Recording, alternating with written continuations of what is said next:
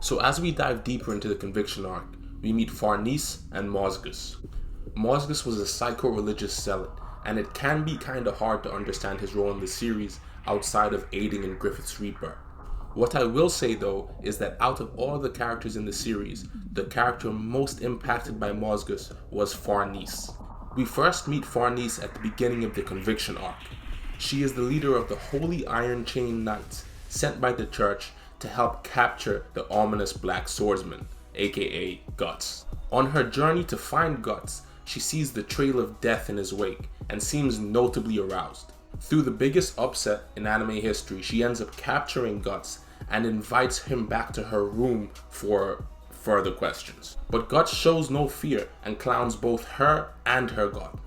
Farnese whips Guts, but she plays herself because she ends up getting turned on by the blood on his chest. Reinforcements arrive from her side and stop her from jumping our boy. That same night, monsters attack. Puck frees Guts, and Guts ends up kidnapping Farnese as collateral. Guts defends Farnese from a pack of demon dogs, and she tries desperately to escape by horseback. The problem is, the not-so-friendly horse wants to escape by Farnese back, and Guts is forced to save the day. Again. Later, in anguish, she is possessed by an evil spirit, and her full desires are put on display. The id rears its sexually violent head, and she tries to get Guts to cut her in half. Sunlight strikes and the spirit leaves her body, but the memories still remain. She survives, and she is forced to face the fact that in her darkest hour, she did not call the name of God once. Now, as people often do with any groundbreaking revelation, she suppresses it, and she vows to kill Guts, the only person to see her for what she truly is, the only person to see her naked. Later, she is reprimanded for her failures and given new work. Fast forward, the Holy Knights escort Mozgus to his destination, but just like most great men, Mozgus had some enemies, and they wanted the smoke, right now. The rebel group attack the carriage and the knights are overwhelmed. Mozgus' squad is forced to step in and save the day. Mozgus is forced to step out of the carriage and we see his face for the first time. And boy is he ugly. He looks like a whole Minecraft character. Disgusting. The men are captured and Farnese apologizes to Mozgus for not being able to effectively protect him. Mozgus smiles and reassures Farnese. After spending some time in taking out the trash, Mozgus asks Farnese to recommend a punishment for the rebels. Farnese references the scriptures and decides on punishment by the wheel, much to Mozgus' delight.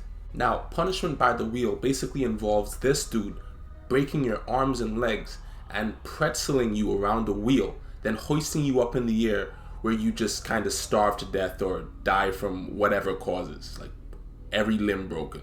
It's like crucifixion on gear. It's horrendous. The sight of this hits Farnese on a spiritual level, and she's forced to calm down because she's getting hot and bothered. Now I know what you're thinking. Farnese seems to look up to Mozgus and desire his approval. How does he influence Farnese to change path? Woman and her child approach Mozgus. Her child is sick and she wants Mozgus to save him, and he says bet. It's the word of God. Mozgus takes the mom and Farnese back to the crib, and someone snatches the baby. The mom looks worried, but Mozgus hits her with the reassuring genjutsu of God, and she ends up calming down. He leads her to a room with a massive door. The doors of the room open to reveal the most psycho medieval torture chamber you've ever seen. Pure nightmare fuel. Mumsy starts to freak out, but Mozgus says calm down. You deserve it and you need cleansing. It's all gonna be okay. Now Farnese, who usually gets off on the anguish of others, is absolutely shook. People are getting absolutely violated, and as much as she likes to see pain and blood, this was a full-blown overdose. She tries to look away, but Mozgus catches her slipping and presses her. Hard. From this moment on, Farnese became hyper-aware of the suffering around her, from the dead kids to the starving people. She started to notice. This was her second awakening. You know how the story of Boscoin kind of represented what Guts would have been like if he continued the path of a soldier?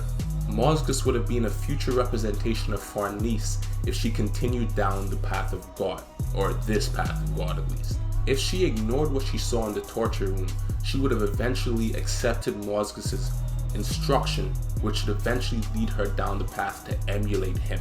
Mozgus is an example of a person that has been so indoctrinated by an ideology that he now believes himself to be God, sheerly incapable of seeing any of the evil in his actions, because since every action and word is the word of God, he cannot be wrong.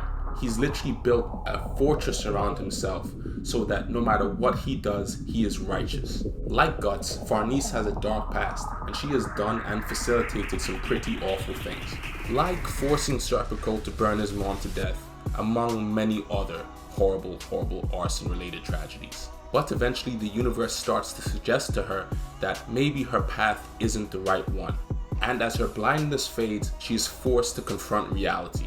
This blindness is well illustrated by her lack of awareness of Puck when they first meet. Puck explains that some people just don't want to see elves, because you don't see what you aren't looking for.